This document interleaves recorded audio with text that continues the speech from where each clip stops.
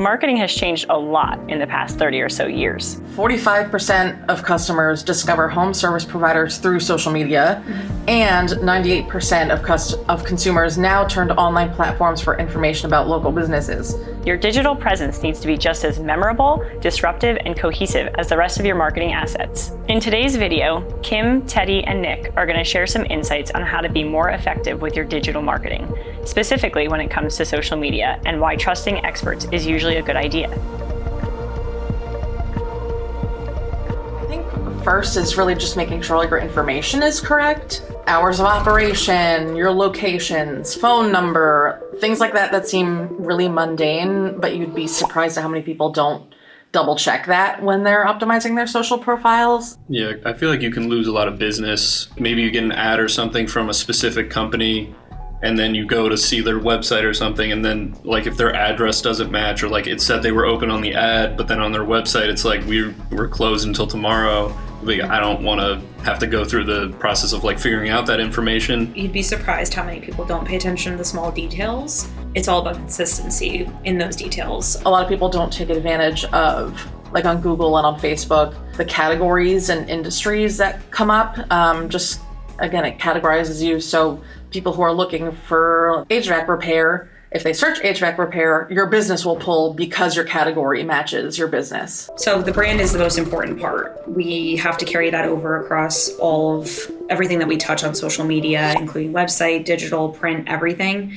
So the most important part of your page is going to be making sure that brand is cohesive across all of your channels. So your cover image is a great spot for that to be showcased, along with your profile image, obviously. That's always connected to your page. One of the pieces that a lot of people forget about is the actual post that you're going to be sharing. So to have something templated with your brand colors or your logo constantly showcased. We always like to work with people and try and get images from the actual work that they're doing, and that makes it really kind of come together, especially if they have things like uniforms or any type of apparel, business cards, stuff like that. It's just nice to showcase that, and especially when it's in a template, it just kind of makes it all come together on socials. If your website doesn't look like your brand or your social media platforms, that's a huge deal too, because like it almost makes it look like two different companies or three different companies when the brand is inconsistent. It's crazy to see the full 180 that companies do when we do work with them, because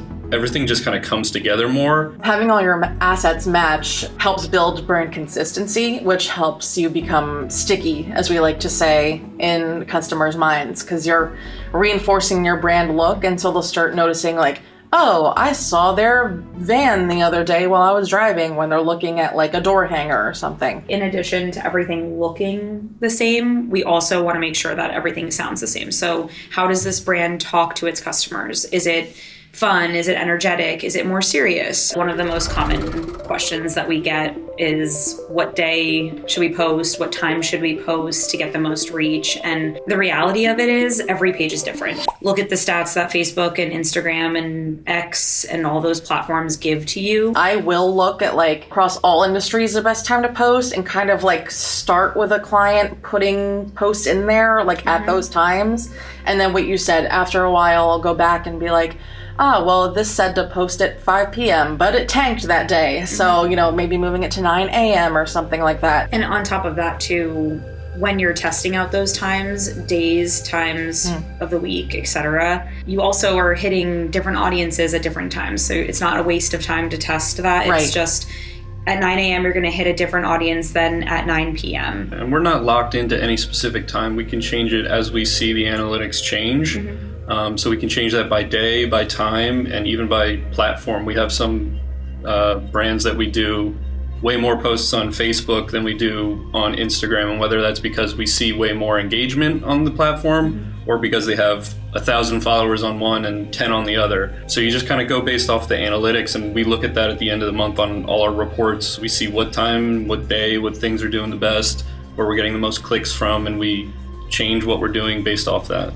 The content is essentially king in this situation, where you want to make sure that every single piece of content that you're pushing out there is valuable for your customer. People in the community are going to notice when you put a lot of thought into your content. They're going to also notice if you don't put a lot of thought into your content, if you're just sharing a picture of an HVAC unit with a hashtag HVAC. I would add some tips to that post and still share that picture, but maybe add a fun fact about that job that you were just on. Seeing the information, getting it is really important. I don't think that the time you post and the day you post is the number one thing. Like you said, content is king. And we have blogs about what you should be thinking about when you're posting on any of your social channels.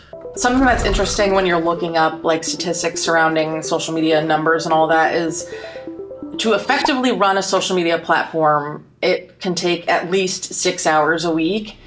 And for us, because it's our job, like it doesn't seem like that much time. But for someone who's a business owner who's handling it all themselves on top of running their business and making sure all their texts are where they're supposed to be and whatnot, that 6 hours is a lot of time. With some of the companies that we work with, the owners are still going on service calls. They're not just sitting at a desk, so they don't really have time logging into your social media, see what's doing good, see what's working, see what isn't. So I think it's really beneficial when people work with us. They, put their trust in us to go, and we do these reports where we look at all the analytics and everything, and we try to improve on what does good, and maybe we phase out things that aren't working. So we're constantly evolving and using our time to try and improve your social. Just because you're spending X amount of dollars on like a website traffic ad or like a form they have to fill out or something doesn't mean that all of those leads, one, are going to arrive, and two, means that they're going to respond when you reach out. And like when it comes to competing with larger companies, I think it's important to remember if you are a smaller business or you are a mid-sized business, they might have marketing budgets that are blowing yours out of the water. It doesn't mean that your social media channels can't perform very well.